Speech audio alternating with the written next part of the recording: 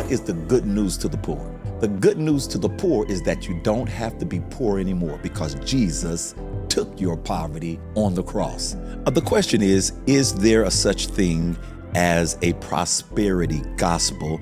And why are so many people against this message? I don't believe in a prosperity gospel. I believe in the gospel. And one of the spirits that Satan has deceived us into accepting and living with is the spirit of poverty. The only way that the poor can be delivered, they must be preached to.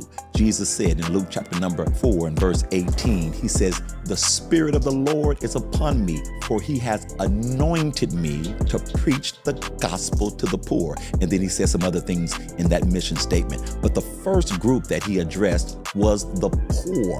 Now, this was not poor in spirit. That word poor means beggarly, limited in terms of abundance. Jesus preached to the poor. There had to be a greater power that was released to the poor that was greater than the power of poverty. The enemy knows this, but religion will fight against anyone who begins to preach the good news to the poor. They'll call it the prosperity gospel.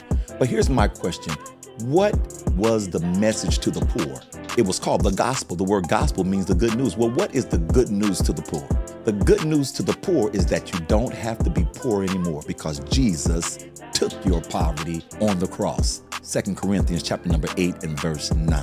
He became poor that ye through his poverty might be rich. He gave us his riches, took our poverty on the cross. So when you are wanting to really deliver the poor, you don't just feed them, you preach to them and you release a power that will get them out of that impoverished state.